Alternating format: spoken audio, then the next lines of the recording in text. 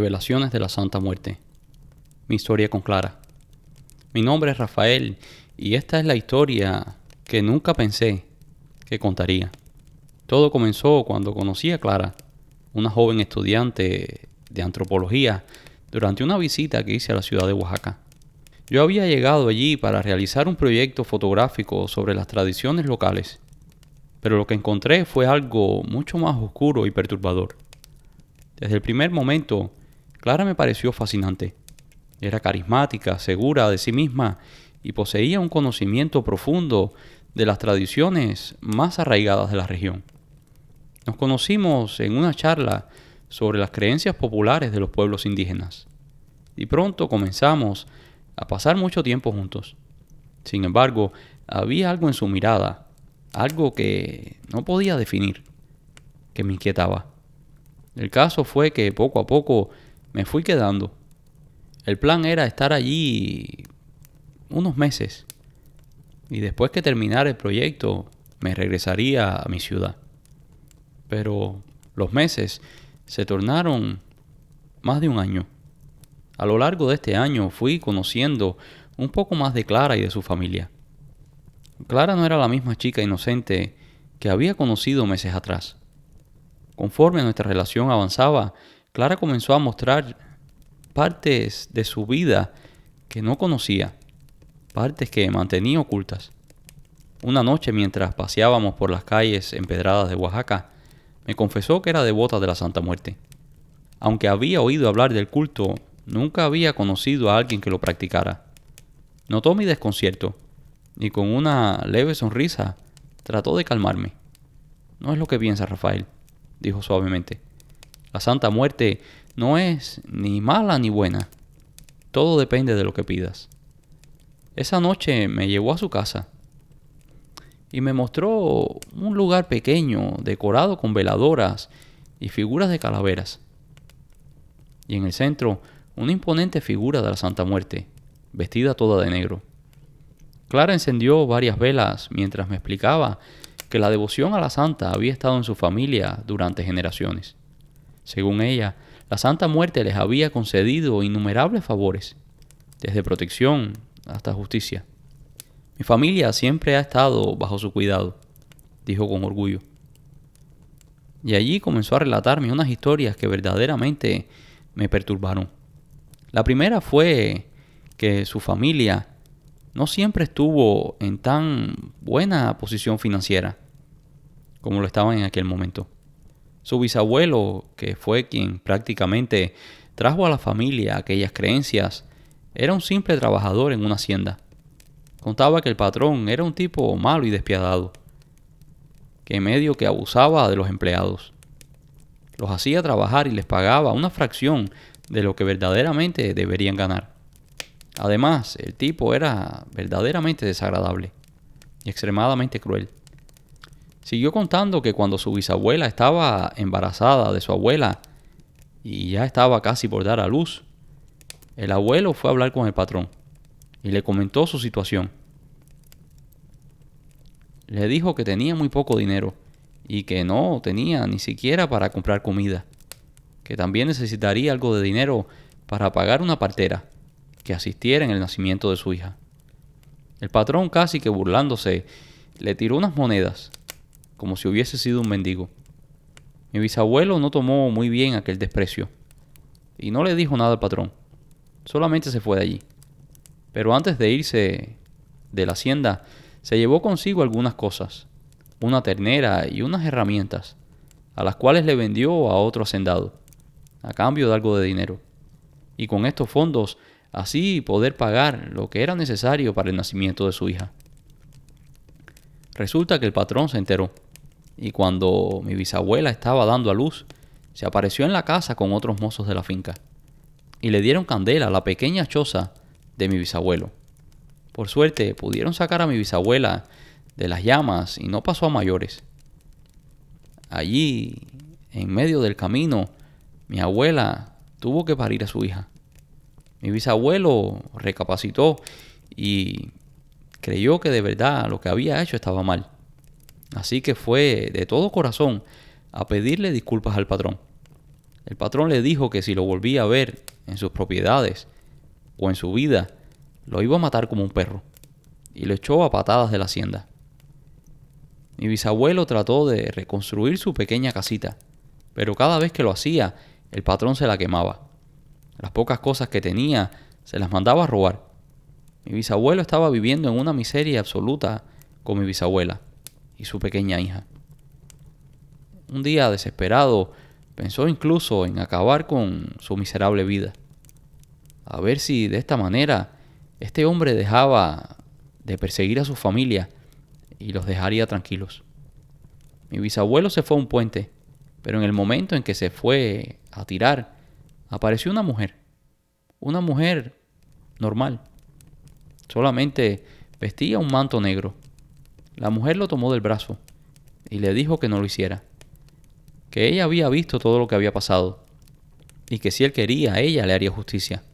Solamente tenía que tener un altar para venerarla. Mi bisabuelo pensó que aquella mujer tal vez era una desequilibrada mental, pero la mujer le comenzó a decir cosas que solo él sabía. Así que entendió que aquello no era una aparición cualquiera. Y mi bisabuelo hizo un trato con aquel ente. Antes de que la mujer desapareciera, mi bisabuelo le preguntó quién era. Ella le dijo que era la muerte. El caso fue que no pasaron ni 3 días cuando se sintió una algarabía tremenda en el pueblo. Los campos alrededor de la finca del patrón estaban iluminados como si fuera el día, pese a que era la medianoche. Grandes llamaradas estaban consumiendo la casona del patrón. El patrón y todo lo que poseía quedó absolutamente quemado. Poco a poco y casi de la nada, mi bisabuelo fue ganando dinero, trabajando, haciendo negocios y en sus últimos años de vida amasaba una gran fortuna. Desde aquel tiempo mi familia siempre ha sido devota de la santa. Por el favor que le hizo a mi bisabuelo y por los otros muchos que nos ha hecho a nosotros a lo largo de nuestras vidas. A mí, por ejemplo, decía Clara, cuando estaba en la secundaria, una chica me molestaba constantemente. Se burlaba de mí, incluso llegó a pegarme. La chica era verdaderamente cruel. Pero aquel día que me puso las manos encima, fue lo último que pudo hacer en su vida. El chico pudo ver cómo una sonrisa macabra se dibujaba en el rostro de Clara. Esa tarde, cuando regresaba a su casa, un accidente de tránsito la dejó paralítica. Y ahí está todavía tirada en una silla de ruedas, como un vegetal. Tengo la satisfacción de pasar de vez en cuando por su casa y verla ahí sentada en el portal, que no sabe ni la hora que es. Cuando Clara habló con aquella frialdad y dijo aquellas cosas, me sentí verdaderamente desconcertado. Incluso cambió mi forma de verla. No sentía que aquella persona era la ideal para mí, y mucho menos para tener una relación. Una noche, Clara me invitó a una ceremonia privada en una capilla oculta en la casa familiar. Aunque tenía mis reservas, finalmente acepté. Al llegar me encontré con un grupo de personas vestidas de negro, todas reunidas alrededor de un altar dedicado a Santa Muerte. Habían velas rojas, negras y blancas, y el aire estaba cargado de incienso y copal. Durante la ceremonia, los asistentes ofrecieron frutas, dinero y pequeñas figuras como tributo. Pero lo que más me inquietó fue un sacrificio simbólico, un gallo, que fue degollado mientras el líder del ritual recitaba oraciones en un tono hipnotizante. Sentí un escalofrío recorrer todo mi cuerpo y quise irme, pero Clara me sujetó por un brazo. Ya estás aquí. Es mejor que no llames la atención. Después de esa noche, algo cambió entre nosotros. Clara comenzó a insistir en que yo debía aceptar a la Santa Muerte en mi vida. Me decía que mi trabajo como fotógrafo podía ponerme en peligro y que la protección de la Santa podría salvarme de cualquier mal. Además, podría ser nuestra relación mucho más sólida y ya nadie ni nada nos iba a poder separar. Pero yo no podía aceptar aquella idea. Había crecido con valores diferentes y la idea de recurrir a una figura que demandaba tributos y sacrificios verdaderamente me aterraba. Decidí alejarme de Clara, pero no me fue fácil. Cada vez que intentaba terminar la relación, ella reaccionaba con desesperación, asegurándome que no podría escapar ni de ella ni de la Santa Muerte así de fácil. Y para ser honesto, aquellas palabras un poco que me aterraban. Yo sabía que no estaba exagerando, pues aunque pensaba que las historias que me había contado tal vez las había hecho un poco más grandes de lo que eran, algo dentro de mí me decía que también había algo de verdad, una verdad escondida detrás de todo aquello, y que definitivamente, si hacía las cosas de manera equivocada, tal vez podría sufrir las consecuencias. Un día tuvimos una pelea bastante seria, donde le dije finalmente que ya no quería estar con ella, que ella era una buena chica y que seguramente encontraría a alguien más, alguien que la haría feliz. Pero esa persona no era yo. Además, tenía que seguir adelante con mi proyecto y mi vida, y no me iba a quedar a vivir en aquel lugar. La chica me miró de una forma como si me estuviese quemando el alma. Algo había en su mirada, algo poderoso que me hizo sentir en peligro. Pero ella no dijo mucho más. Solamente antes de irse, dijo estas palabras: si te vas, Rafael, la Santa Muerte no lo tomará bien, y yo tampoco. Aunque su comportamiento me dejó inquieto, por otro lado me sentí aliviado de que no hizo otra escena como había hecho otras veces cuando habíamos tenido problemas. Así que comencé a poner las cosas en orden para irme de allí lo antes posible, pues no tenía nada que hacer en aquella ciudad. Básicamente, lo único que me ataba a ella era mi relación con Clara. Así que esa noche, mientras empacaba mis cosas para salir de la ciudad, escuché unos golpes en la puerta. Al abrir, encontré a Clara, pero no era la misma. Su rostro estaba pálido y su mirada vacía. En sus manos llevaba una pequeña figura de la Santa Muerte y una vela encendida. Este es mi último regalo para ti, dijo con voz temblorosa. Si decides irte, esta será tu única protección. La dejé en la puerta y después de aceptar la imagen, cerré sin decir nada más.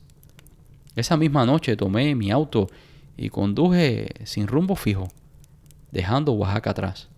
Durante el trayecto sentí como si alguien me estuviese siguiendo.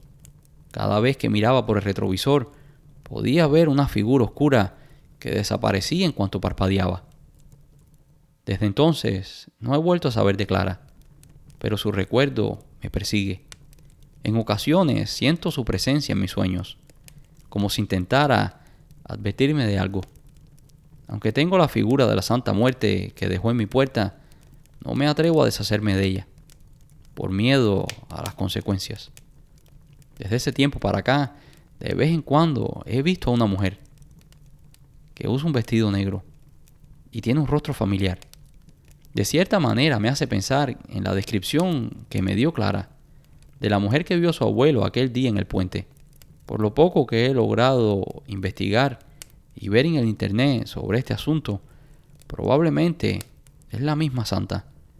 A diferencia de lo que dicen muchas personas, no es una carabela desnuda con una guadaña en la mano.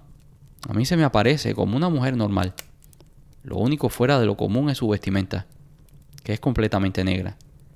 No sé si está ahí protegiéndome por haber aceptado la figura o si está acechándome, esperando la orden de Clara para acabar conmigo. Cada día de muertos enciendo una vela y recuerdo lo que viví en Oaxaca. Aunque no soy devoto, no puedo evitar sentir un profundo respeto y quizás un poco de miedo hacia la Santa Muerte y los misterios que rodean a este culto. Cuidado a quien maltratas. Andrea era una enfermera súper competente, muy amable. Todos sus pacientes se quedaban enamorados de la forma en que la chica los trataba. Nunca tuvo una mala respuesta o un maltrato. Por el contrario, ella trabajó por varios años en el ala pediátrica. Un día conoció a un chico que estaba acompañando a uno de sus pacientes. Era un joven apuesto del cual se enamoró perdidamente desde que lo vio por primera vez. Con los días y a medida que se fue acercando al joven llamado Oscar, se dio cuenta de que había un gran obstáculo en una posible relación. Oscar estaba casado y era el papá de aquel niño al cual acompañaba. Inmediatamente trató de acabar con aquellos sentimientos que le despertaba el chico. Ella no era de ese tipo de mujeres. Oscar sabía perfectamente de los sentimientos de las chicas hacia él. Así que comenzó a acercarse a ella y aunque ella trataba de poner distancia, sus sentimientos pudieron más. Oscar le contó que su esposa medio que lo había abandonado, que se había ido a otra ciudad y que lo había dejado allí con su hijo. Que legalmente estaban casados, pero hacía más de un año que ya no tenían contacto. Andrea quiso creer que todo aquello era verdad, aunque en realidad tenía sus dudas, pero igual se dio a sus sentimientos. Comenzó a salir con Oscar e incluso fueron varias veces a su casa.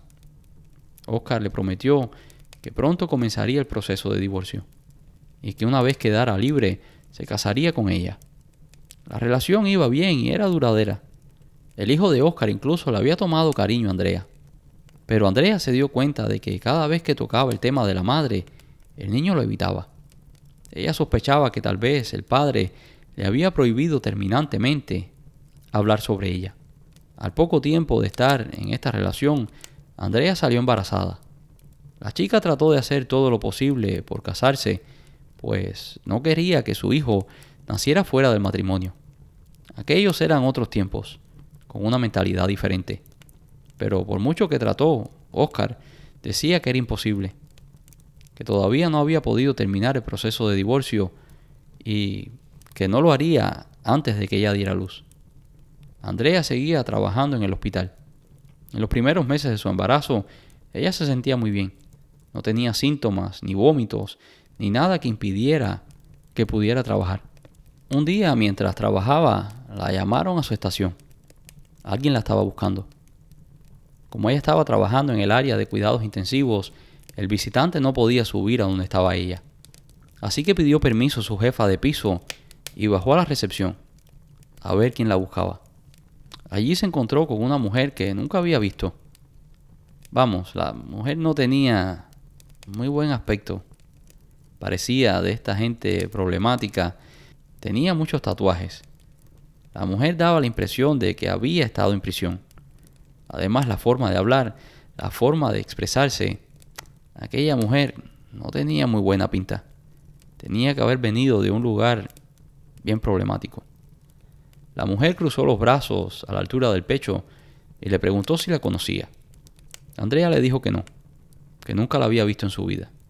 La mujer allí le informó que era la esposa de Oscar y que Oscar y ella aún estaban juntos, que por el motivo que estaban separados era porque ella había sido encarcelada, pero que había logrado conseguir la libertad y que alguien le había contado que ella estaba en una relación con Oscar y que estaba allí para advertirle que esa relación debería acabarse inmediatamente, pues ya ella había regresado y que aunque le agradecía que había cuidado a su hijo, ya sus jueguitos con Oscar habían terminado, que ella era la verdadera esposa.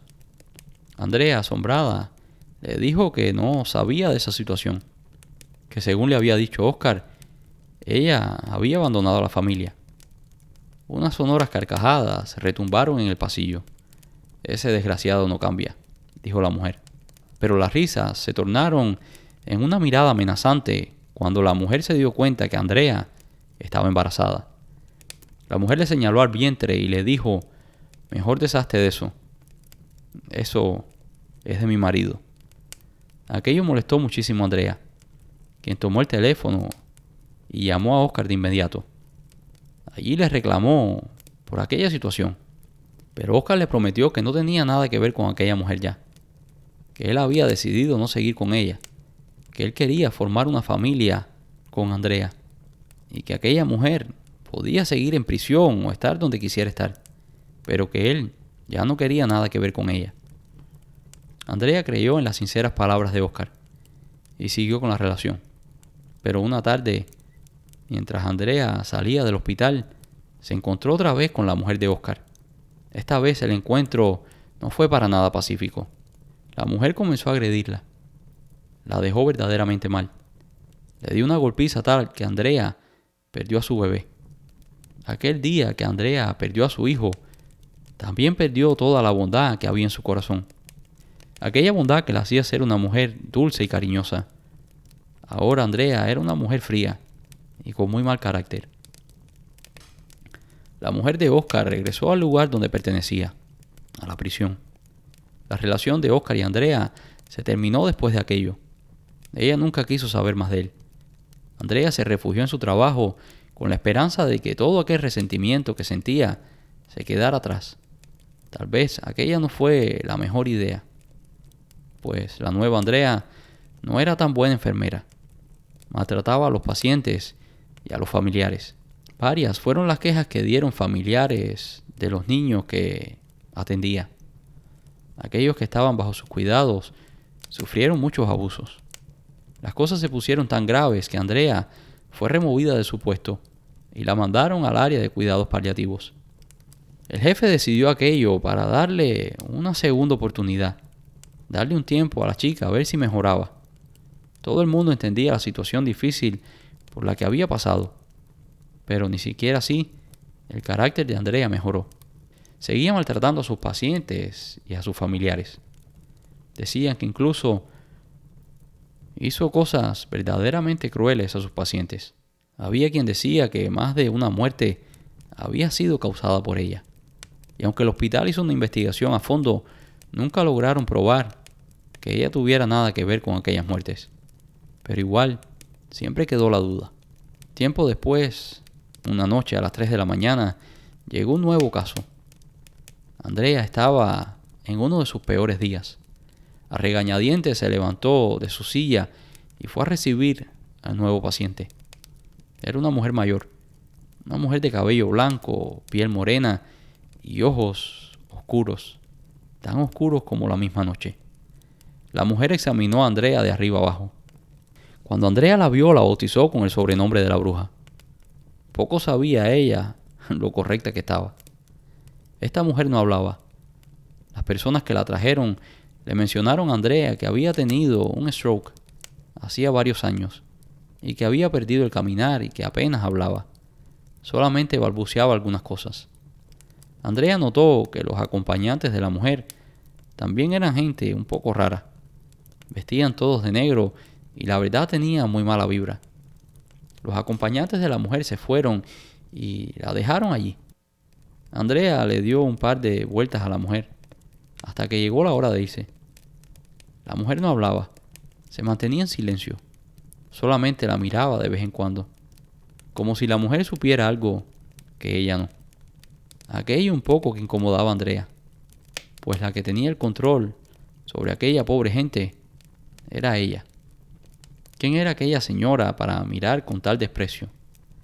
Así que en una de esas veces que le pasó por el lado, Andrea le dijo a la señora: no sé cuál es tu problema, pero por tu bien, estate quieta y haz las cosas a mi modo. De lo contrario, los últimos días que pasarás aquí serán un verdadero infierno. La vieja le clavó los ojos a Andrea y dibujó una sonrisa en sus labios. Aquello la tomó por sorpresa. Andrea le clavó las uñas en el antebrazo a la señora y le volvió a repetir: parece que no has entendido lo que he dicho. Yo te puedo hacer la vida un infierno aquí. Una vez más, la señora dibujó una irónica sonrisa. Andrea se echó hacia atrás y dijo: esta vieja loca, parece que no sabe de lo que soy capaz. Andrea se fue y regresó a su casa. A la noche siguiente, regresó a hacer su turno. Cuando pasó junto a la señora, se dio cuenta que necesitaba ser cambiada. Frustrada porque el asistente de enfermería no estaba en el piso, Andrea comenzó a cambiar a la mujer, con movimientos bruscos. La mujer no se quejaba, ni decía nada. Solamente miraba a Andrea, quien con su frustración se sintió más alterada, y le apretó el pañal a la señora con toda su fuerza para que le produjera incomodidad. Andrea no le dio ni agua ni comida a la señora. Le dijo que era para que aprendiera a no estarse ensuciando. Así, si no comía ni bebía, no tendría que cambiarla. La señora duró un par de días más allí, en aquel hospital. Y durante esos días, Andrea siguió haciéndole cosas a la señora que ningún ser humano merece. Poco antes de que la señora muriera, Andrea se le acercó y le dijo algo como: ¿por qué no te mueres ya, maldita vieja? La mujer levantó la vista y por primera vez le dirigió la palabra a Andrea. Le dijo que lo peor que le pudiera pasar es que ella se muriera, porque allí iba a comenzar su verdadero infierno. La pérdida de tu hijo va a ser una fiesta comparada a lo que te espera. Andrea sintió como si le hubiesen dado un puñetazo en el estómago. Quedó totalmente desconcertada. ¿Quién era aquella mujer? ¿Y por qué sabía eso? Andrea inmediatamente se recuperó. No le iba a mostrar ninguna debilidad ni miedo a aquella mujer. Le dijo a la señora que en cuanto se muriera, se iba a dar un trago para celebrar que había dejado de existir. La vieja asintió con la cabeza y cerró los ojos. Poco tiempo después, la señora falleció. Después llegó el personal de la morgue para llevarse a la señora. Andrea fue a ayudar a envolver el cadáver. Nunca supo cómo fue, pero mientras estaba haciendo esta actividad, sintió una ardentía en el brazo izquierdo.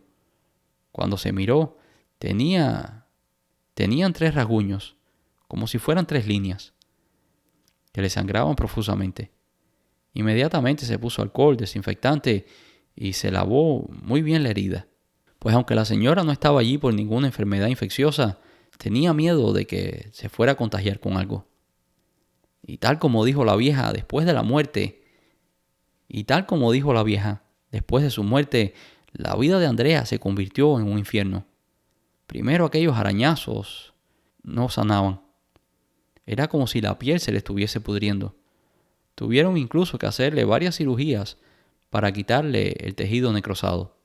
A los 3 meses de la muerte de la señora, Andrea comenzó a sentir un pequeño chillido, como si fuera algún animal debajo de su cama. Andrea se levantó y encendió la luz, pero no vio nada. Revisó todo el cuarto buscando a ver si había algún ratón o algún animal, pero la habitación estaba vacía. Solamente estaba ella y los muebles. Con los días, el ruido comenzó a cambiar. Ahora parecía como si estuviesen arañando debajo de la cama. Podía escuchar claramente el sonido de las uñas rasgando la madera. Igual, cada vez que revisaba debajo de la cama, no había nada. Andrea ya no podía dormir en las noches. El miedo comenzó a infectarla, como la peor de las enfermedades. Andrea no solo oía cosas, pero también comenzó a ver. Veía la silueta de una persona que se paraba junto a su cama. Andrea estaba convencida que aquella silueta era la de la señora, de aquella señora que la había maldecido cuando se estaba muriendo. Andrea trató de conseguir información sobre aquella mujer.